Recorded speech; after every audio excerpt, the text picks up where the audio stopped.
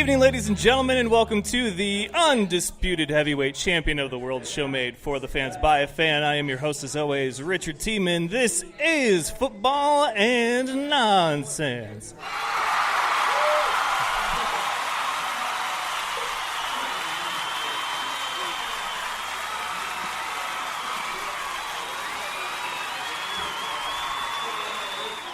We are live and on location from House of Cards in Post Falls, Idaho, here with the 49ers faithful chapter, North Idaho. And we've got a pregame party going on right now. 49ers Raiders for the last time ever as Battle of the Bay. And there is Nick Mullins at starting quarterback. That's exactly the reaction that you should expect when you hear that name, because I had to Google Nick Mullins before I came here. We've got stuff to raffle off. There's a table over here to my right, which if you're listening you can't see, but if you're here, obviously I can point. Shirts, sweatshirts, $1 raffle ticket. Then up here at my table I bought a few knickknacks. It's a $1 raffle ticket as well. Now I know that the faithful North Idaho chapters got their stuff going on as far as where the proceeds will go. For me, it helps keep the lights on at the show as they speak. So if you'd like to help contribute to the fan show, then it is also $1 a ticket. And we will be drawing those prizes at the end of each quarter. And first come, first serve. Whoever wants what item up here will get that until we have no items left to give. And then, of course, with every show, we like to start off with a few headlines.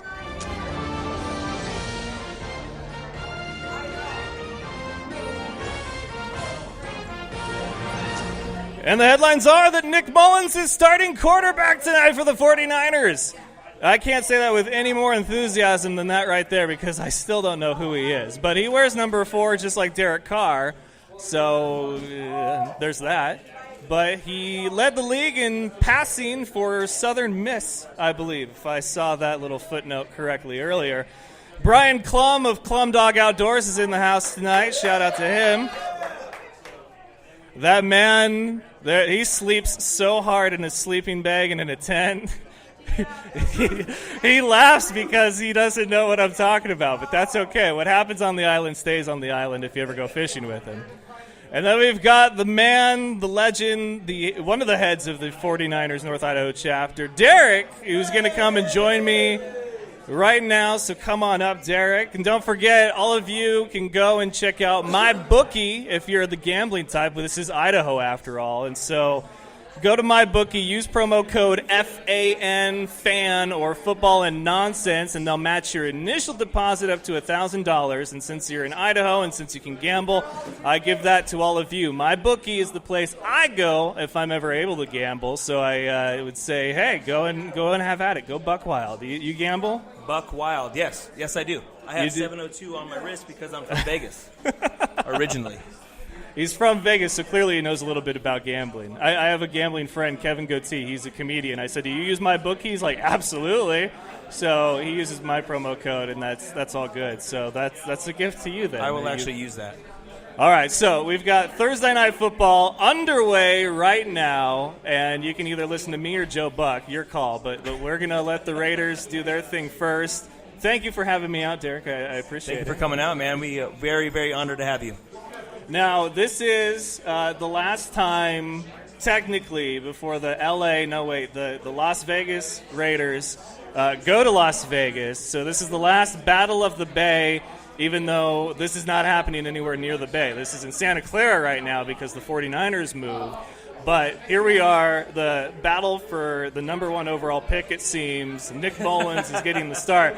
I mean, it's been a tough season to watch. I came out here and hung out with you as the Raiders get a first down. Yep. And they were against the Chiefs, and that was that day.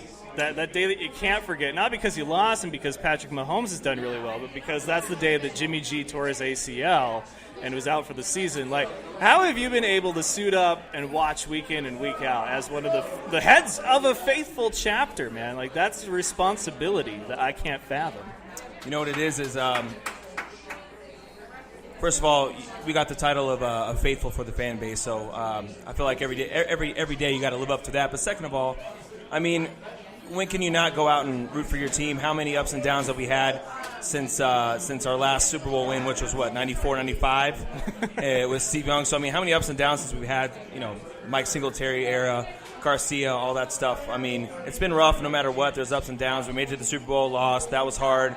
But, we got new life breathed into us when we got Shanahan and Lynch, I believe, and I believe in them. I think it was a good move by York to bring them in for a 6-year contract and kind of give us fan base some hope. And you know what? We're rebuilding right now, and I think that even though we have 8 or so starters out, including our starting running back and our starting quarterback, I still want to come and see what everybody else is capable of. I love seeing what our defensive 7 can do. I love seeing DeForest Buckner turn into an animal and watch him turn into an elite defensive rusher. I love to see, what our other wideouts like Kendrick Bourne are capable of and building up when we get Garoppolo back. So either way, there's nothing better on Sundays than watching my squad, man. And you gotta suit up and do it every week. You got to be optimistic, and I like to classify myself not as a delusional fan, but as a true fan, meaning that I truly believe any Sunday, or in this case Thursday, that my team can go out and best the other team. Yeah. And I don't think that that's delusional. I don't think that that's overzealous. I think that this is football. It is any given Sunday or Thursday or Monday, whatever the case may be, but we've seen some amazing upsets in this sport, which is why we love it so much. Yep. And so for the 49ers to come out here, I don't know if they're favorites, I don't know if they're underdogs, but I come out here and I pick them every week to win because I believe that in that week that they can. So everything will go right for them and everything will go wrong for the other team, and they'll come out on top. But you mentioned Kendrick Bourne, who was a player just over the border, Eastern Washington University, and I've covered them all season long, and I can't tell you the praise that they give that man. And you've hung out with him. What's your gauge, like his personality, his character? He was actually very, very, very cool. My buddy Josh, who also runs a chapter with me, we were fortunate enough to go watch the Super Bowl with the Portland Empire. Shout out to them. And there was at a bowling spot, and Kendrick's parents were there as well. And he was very gracious.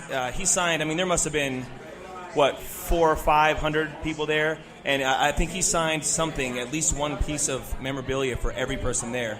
Yep. And in addition to bowling. And he was all smiles. He was very courteous, very nice. And he just seems like a cool young kid with a lot of potential. And you could tell he loves what he does, and he loves his fans, and he loves everybody that was there in Oregon as well. Cooper Kupp actually came back up north here to watch Eastern play when they were out at Montana. And, of course, the Rams were on a bye week. He probably would have preferred to come home to the Inferno out at EWU. But you talk to celebrities, athletes, and they all have like a certain story about why they do what they do, taking the time out to sign autographs. I believe that for those two guys, that they recognize where they came from and how unlikely a journey that was, and that they want to make sure that they soak in like every last bit of it. Absolutely. Because you don't know when people are going to be clamoring for your autograph. You just don't. Yeah. Well, and I think that maybe that first year or two of being in the league, they're kind of learning how to deal with fans and learning how to deal with the spotlight and being even more so in the spotlight than they ever were in college. So, big up to those guys. Cooper Kupp, I've actually seen him in passing as well, and he seemed like a really, really cool guy, really nice, was very approachable, and same goes for Kendrick Bourne. So, good luck to both those guys. And right now they seem like they're actually decent celebrities. Now, I hate being able to say I told you so, but a lot of people thought that this was like a year that the 49ers would clinch a playoff berth and maybe even the Super Bowl, and I said, pump the brakes a little bit. Like, we finished strong last year, yes, but this is still a rebuilding process. The addition of Jimmy G seemed to be a spark, but I said 11-5. Clearly, we're beyond that point. We're hoping that even with a loss tonight, we could break even at 500 if we won the rest of them. But yeah, for the expectations to make that kind of jump, I caution people, and what we're seeing right now with 6 straight losses is exactly why I caution people, because what you're saying to your fan base with a 6-year contract with a GM and a coach, is that I'm holding myself accountable because I don't want to have to write a check to somebody no longer employed here for the next 5 years because it didn't work out after one. Like, we've seen that story, and it's an ugly one. So I have all the faith in the world in John Lynch and Kyle Shanahan. This has been a really rough season to watch, especially with the high hopes and expectations. But the announcement that Nick Mullins is starting, I think, is him just sort of, I don't know if it's saving his guys some potential injury because they're really thinned out right now, or if he just wants to see what he's got. I mean, what more do you have to lose except for more games at this point? Well, and the thing is, I mean, we obviously want to save as much of CJ as we can. I mean, he's still going to be our backup next year. I think he's a strong backup. I mean, the other thing, every game it seems we have several people on the ground, and we all have a joke amongst us here, and it's a terrible joke, but every time someone's on the ground, we're telling people to try to find their ACL on the field because they're just dropping like flies.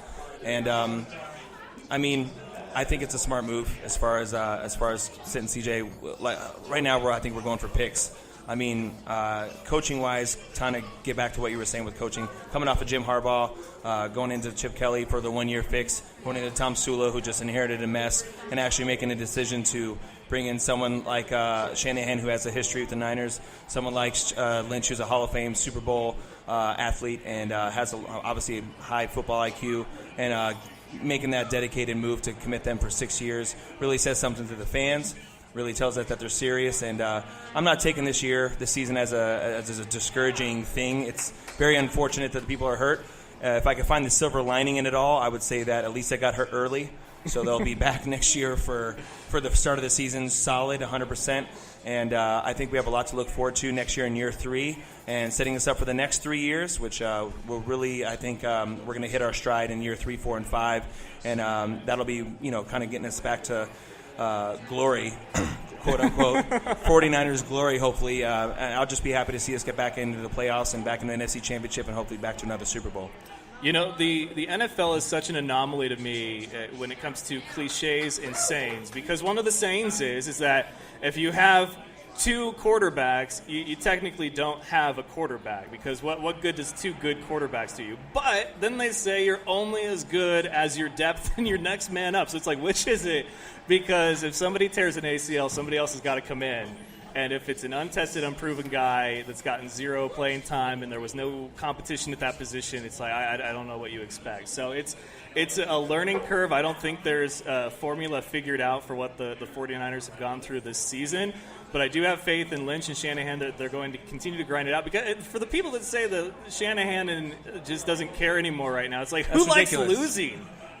Who enjoys losing every week? It baffles the hell out of me.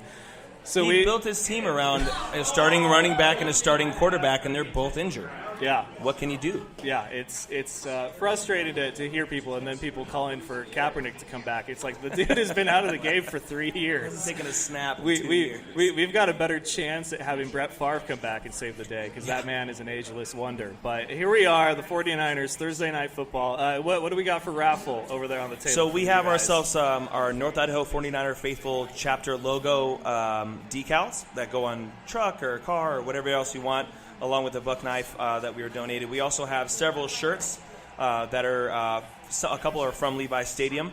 And then we also have a Joe Staley cooking apron that was also brought from Levi Stadium. And then we also have an old school windbreaker pullover that's up for raffle. And then obviously the stuff that you have for raffle. And then we also have Habitat for Humanity over here that is doing Super Bowl ticket raffle. There are 2-for-1, $20 raffle tickets, and winner gets Super Bowl tickets, 2 for 2.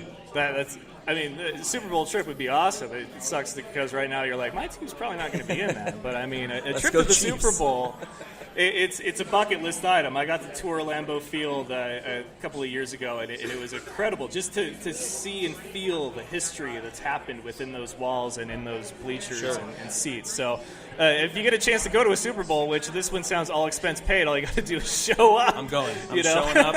If anything, I'm going to enjoy the halftime show. There you go. If anything else, go for the concert at midway through the game, and that's the best part. So I've got some stuff to raffle off here at the end of each quarter, and it's first come, first serve. So whatever you want, if you're the first name called, then come up and pick until we don't have anything left.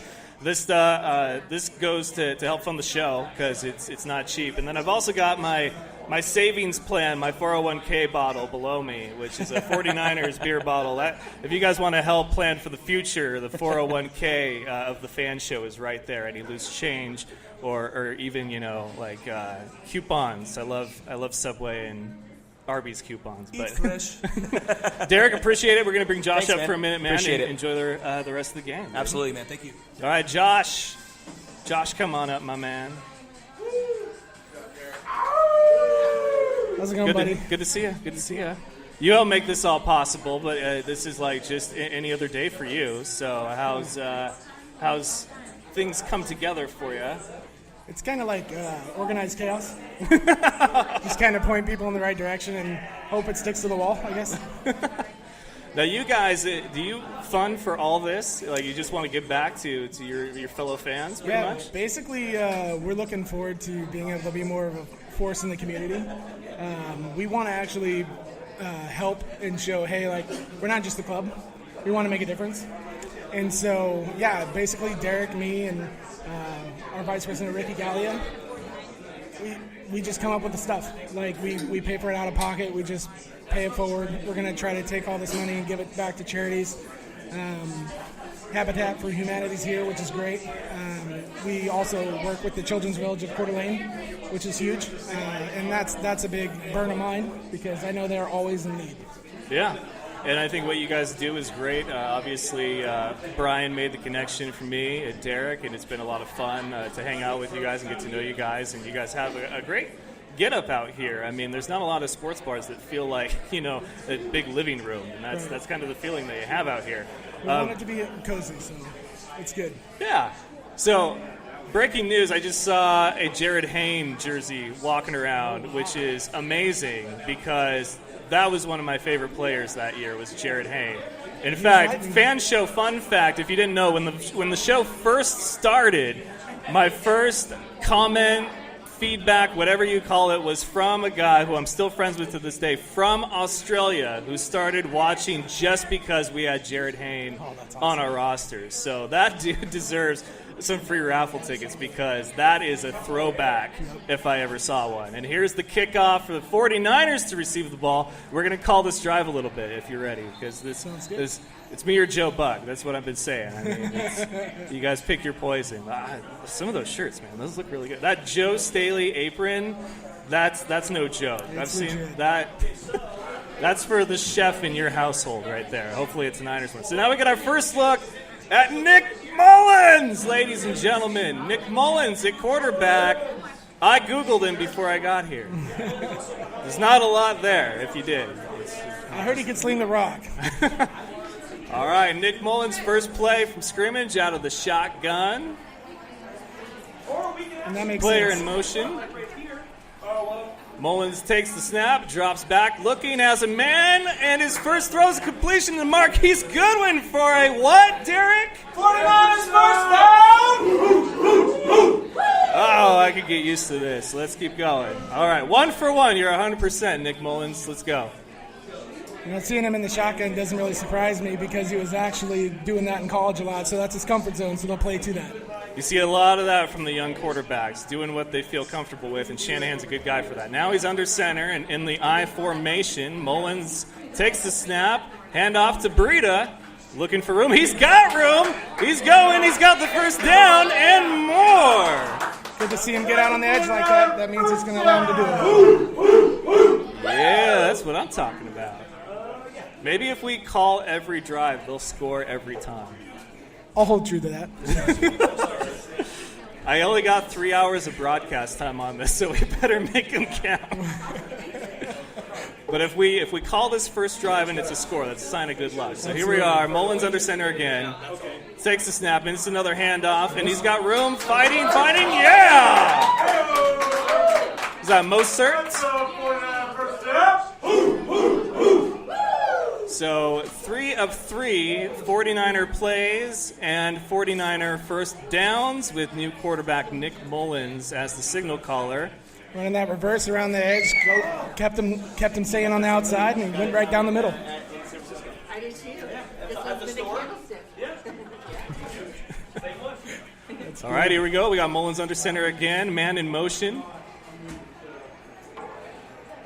Mullins takes a snap. He drops back. Looking. Pressure. And he connects once again. Was that the juice? Yeah, juice check with the completion. Just shy of the first down, though. We got about 3 yards to gain. I did read that they were working him out a little bit more this week because they wanted to make sure he had a stamp on the game because everybody's a little banged up in the backfield, so it's good to see him get in early. Yeah, officially second and 4. Now, if I'm even with my glasses on, I can't see that far. I don't know why I'm looking at that TV when I got this one right. It's only 120 inches. I don't know if you can see it or not. Yeah, it's a giant screen. I don't know if I can see it. All right, we got Mullins under center. Man in motion takes the snap, and it's a quick handoff here. Marquise Goodwin going to try to get around. Oh, shoved out of bounds just shy of the first. Probably going to bring up 3rd and 2 to gain. Why do they got to show this? I don't know why they got to show this stuff. This is frustrating. It's just because they want you to remember what you've gone through this year as an F.A.N. You don't know what you've got till it's gone. Exactly. It's like, this is the in memoriam portion of the show. All right, here we go. Mullins takes a snap. He's rolling out. And he's got a touchdown! Pierre Garçon. Mullins to Garcon for a 49ers touchdown. That's my foghorn right there. And what a play that they drew up. Everything was going left. He rolls out right, and nobody there on Garcon. Wide open. The next nearest Raider was about 10 yards off. It was great. Now, look at this. I mean, he just seeing nothing but the receiver, and it is, boom, wide open. Grass doesn't get much greener than that. Yeah, that was a blown coverage on Reggie Nelson there. He was peeking on the inside, going for the play action, and he got bit on. And here we go for the extra point. Robbie Good as Gold is going to attempt here, and I have no reason to think why he wouldn't make this. He's been solid all season long. Here's the snap, the hold, the kick is up, and it is good. 49ers take the lead 7-3 with about just under half of the first quarter to go. And Josh, I want to thank you. This was a monumental moment. This was my first time doing live play-by-play for football, and it resulted in a 49ers touchdown. Well, let's keep that rolling for the So night. high five on that. Thanks, brother. Don't forget about my 401k Fan Show bottle. We got raffle stuff. And follow the Fan Show on Twitter and Instagram. And you can like us on Facebook. We go out and about. We do stuff like this all the time. So I want to thank you guys for having me. We're going to enjoy the rest of Thursday Night Football. Raiders and 49ers, Battle of the Bay, last time ever. So thank you once again, folks. You guys have a great rest of your evening. Go Niners!